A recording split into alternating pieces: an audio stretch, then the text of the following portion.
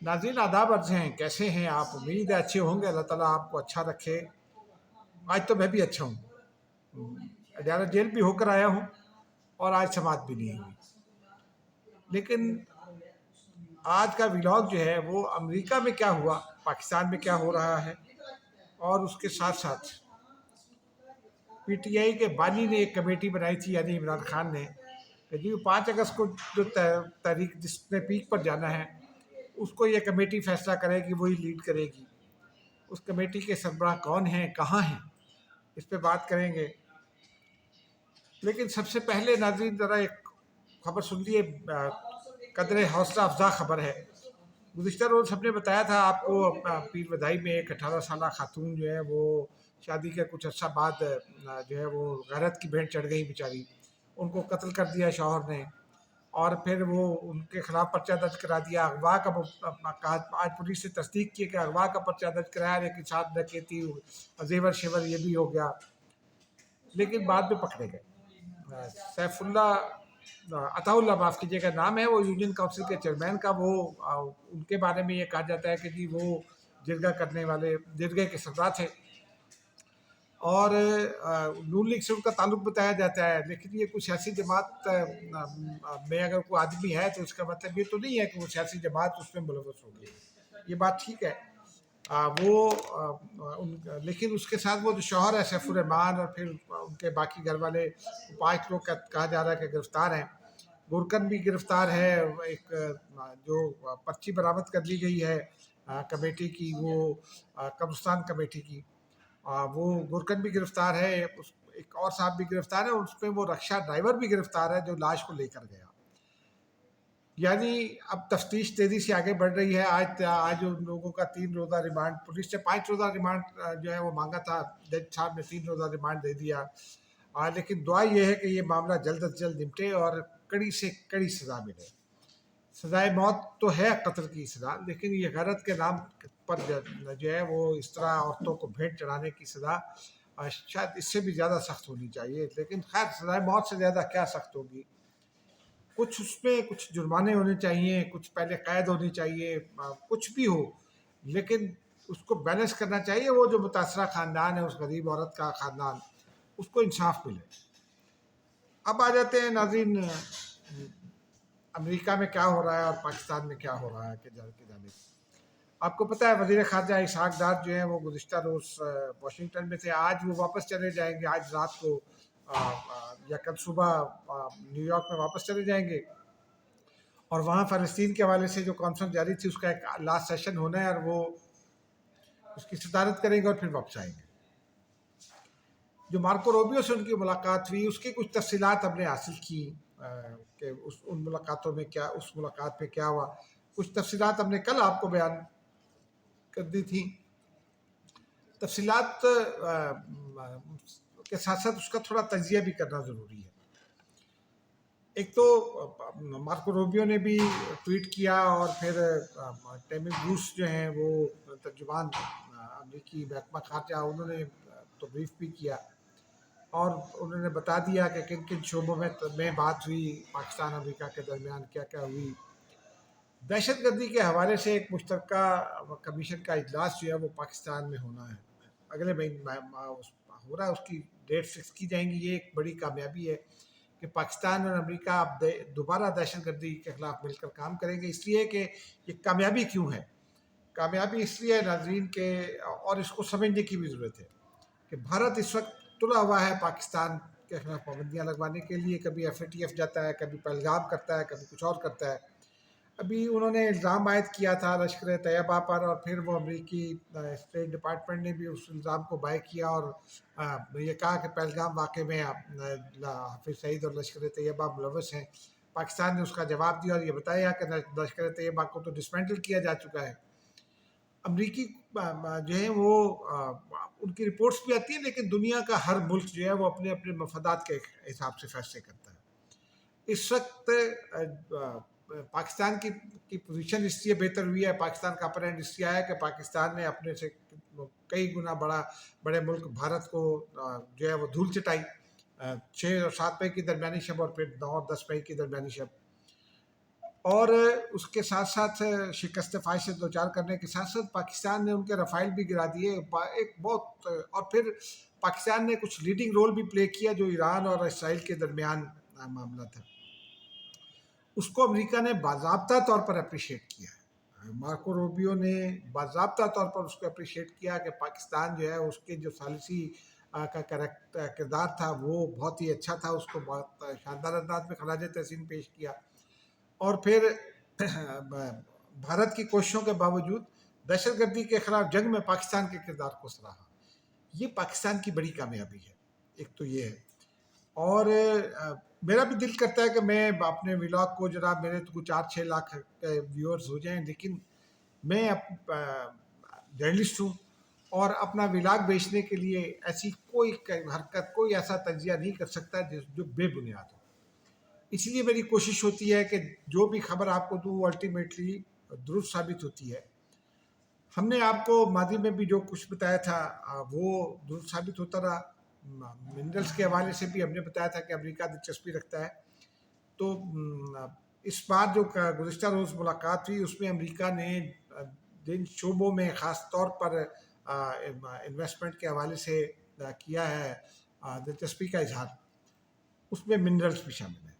Minerals top پر ہیں۔ پاکستان میں power کمپنیاں ہیں وہ تو آتی جاتی رہتی ہیں، مختلف ملکوں کی، امریکہ بھی ہوں گے۔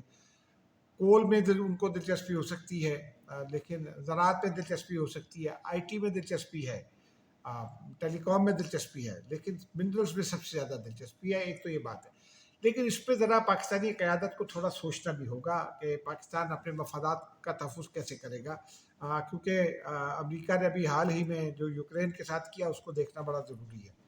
ایک بات تو یہ ہے۔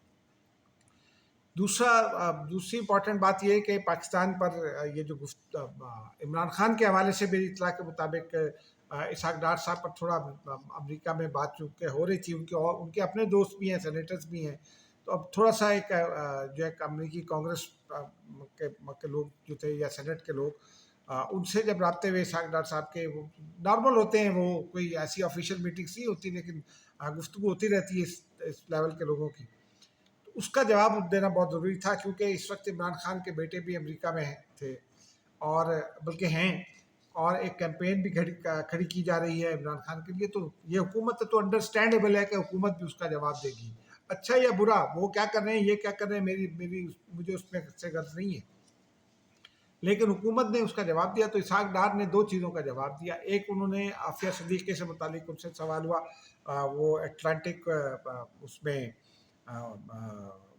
ان کا سوال عافیہ صدیقی کے متعلق تھا، جو اینکر کر رہے تھے اس کو اٹلانٹک کونسل میں۔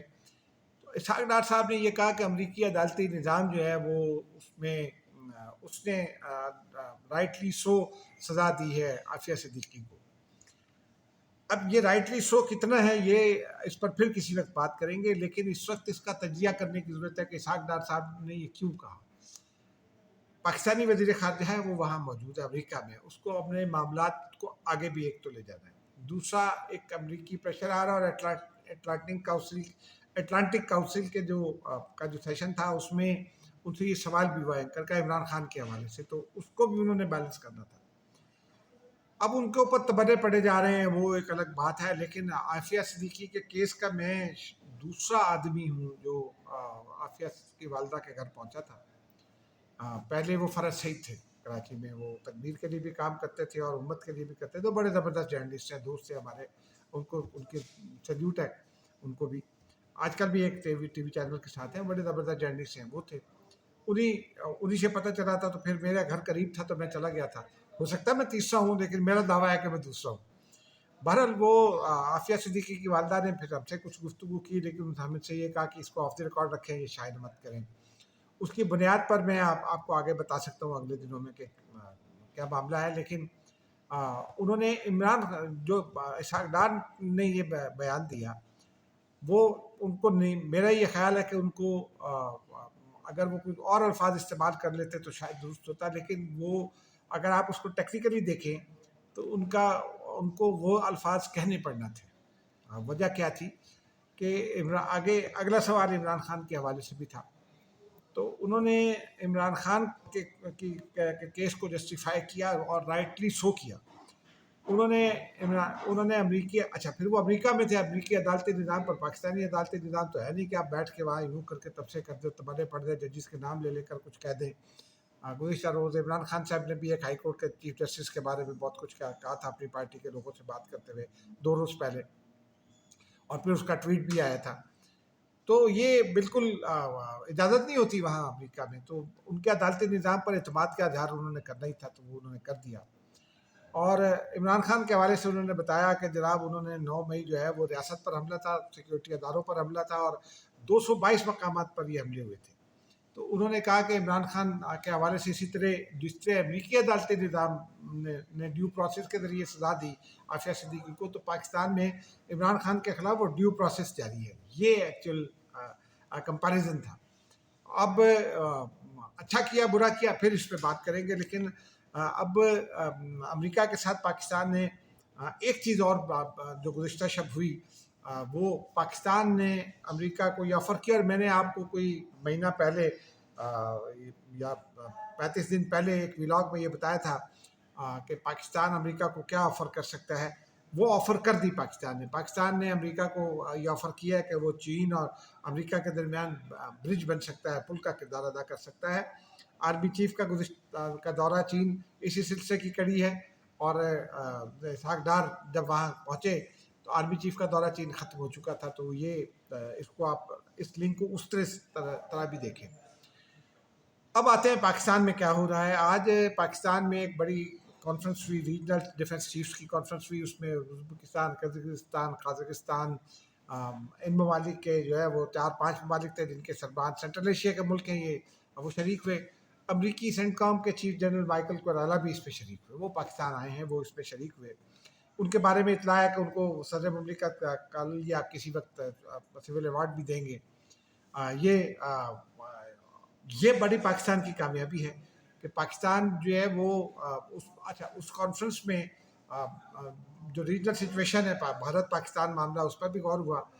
جو ایران اسرائیل معاملہ ہے اس کے اوپر بھی غور ہوا. تو پاکستان کا رول جو ہے وہ بڑھ رہا ہے. یہ ہم آپ کو پہلے بتا چکے ہیں کہ پاکستان کا رول, ریجنل رول بڑھتا جا رہا ہے, اور یہی پاکستان کی بڑی کامیابی ہے.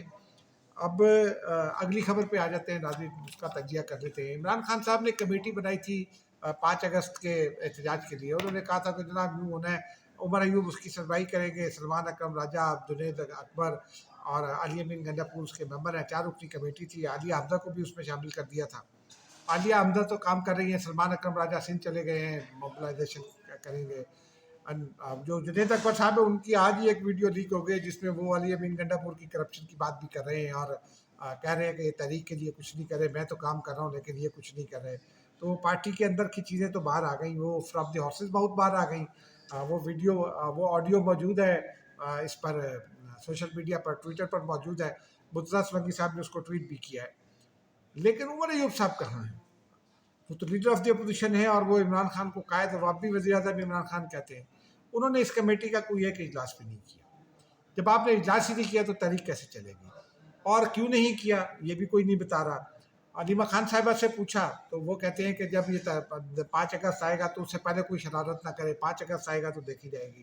حالانکہ وہ بلنٹ ہیں, وہ ہم لوگوں کو برا بھلا کہنے میں بہت بلنٹ ہیں, لیکن ان کا بھی یہ تھا کہ جناب وہ میں ابھی کچھ نہیں کہوں گی, 5 اگست آئے گا تو کچھ کہوں گی.